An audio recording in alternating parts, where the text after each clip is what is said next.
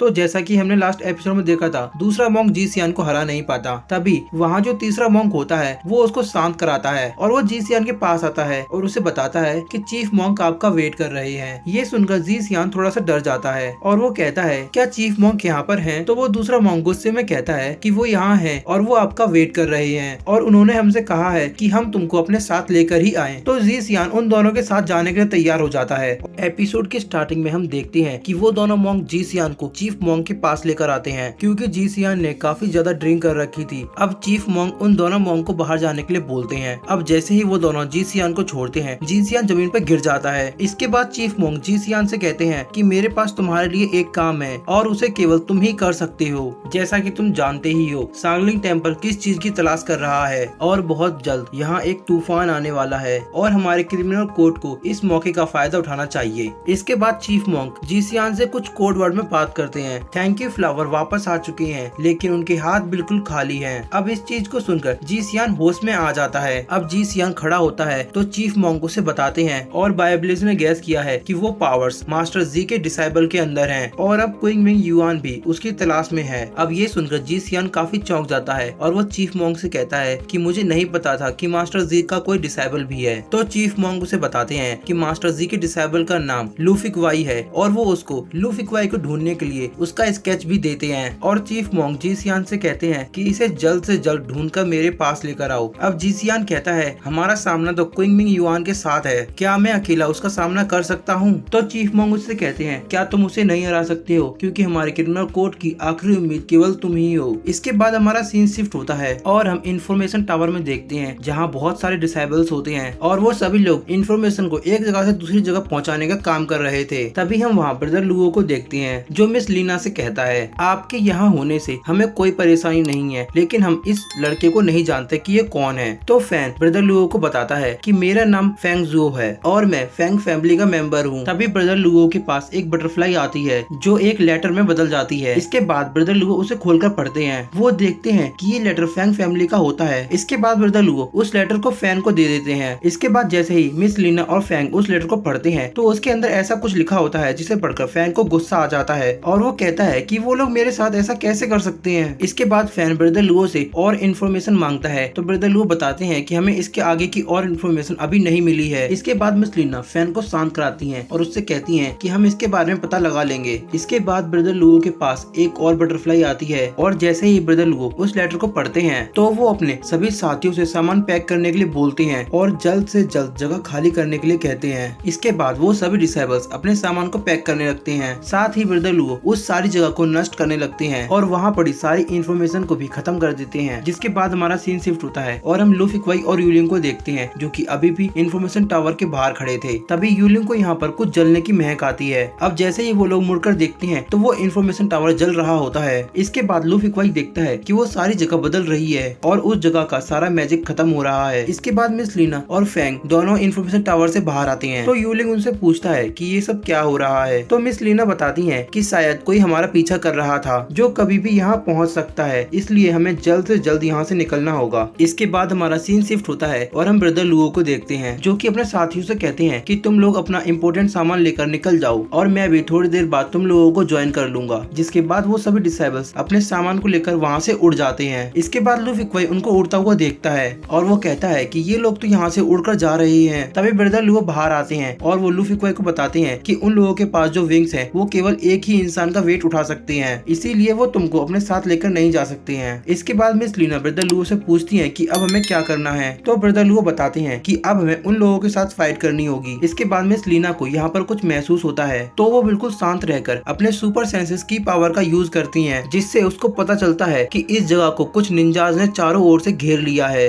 जिसके बाद वो सभी को बताती हैं कि लेफ्ट वॉल के पीछे 4 लोग हैं और 3 लोग रूफ पर चढ़कर हमें देख रहे हैं और राइट वॉल की तरफ 5 लोग हैं और 7 लोग ठीक हमारे सामने दरवाजे के पीछे हैं। तो इसके बाद ब्रदर लुओ कहते हैं कि टोटल 19 लोग हैं और वो मिस लीना की तारीफ करते हुए कहते हैं कि आपकी की डिटेक्ट टेक्निक तो काफी ज्यादा पावरफुल है। इसके बाद लूफिक्वाई उन लोगों से पूछता है कि आखिर ये लोग कौन हैं और ये हमारे पीछे क्यों पड़े हुए हैं। तो ब्रदर लुओ बताते हैं कि ये लोग सांगलिंग टेम्पल के लोग हैं। इसके बाद फैन कहता है कि चाहे वो लोग जो कोई भी हैं, चलो उन्हें सबक सिखाते हैं। और वो कहता है लेफ्ट वॉल की तरफ जो 5 लोग हैं वो मेरे हैं और वो जंप करके उन लोगों के साथ फायर करने के लिए चला जाता है। इसके बाद फैन उन लोगों के सामने जाकर खड़ा हो जाता है और वो उन सभी पर अपनी शॉर्ट से अटैक करता है, जिसके बाद वो जंप करके उन लोगों पर एक एनर्जी ब्लास्ट करता है, जिसके बाद वो सभी निंजास काफी दूर जाकर गिरते हैं। तभी फैन उनमें से एक निंजा की टूटी हुई शॉर्ट को उठाता है और वो उसे देखते हुए बोलता है कि सांगलिंग टेम्पल की शॉर्ट तो काफी ज्यादा कमजोर है, और वो उसको फेंक देता है। इसके बाद हमारा सीन स्विच होता है और हम यूलिंग को देखते हैं, जो कि छत पर छुपे निंजास के साथ फाइट करने के लिए चला जाता है। जैसे ही वो निंजास यूलिंग पर अटैक करने वाले होते हैं, यूलिंग अपने फैन का यूज करके उन सभी निंजास के वेपन को उनके हाथ से गिरा देता है और उन सभी निंजास के प्रेशर पॉइंट्स पर अटैक करके उन सभी को बेहोश कर देता है। इसके बाद वो सभी निंजास कचरे की तरह छत से नीचे गिर जाते हैं। अब ये सब देखकर ब्रदर लू काफी ज्यादा घबरा जाते हैं। वो मिस लीना से कहते हैं, क्या ये लोग स्कूल के डिसेबल ही है ना,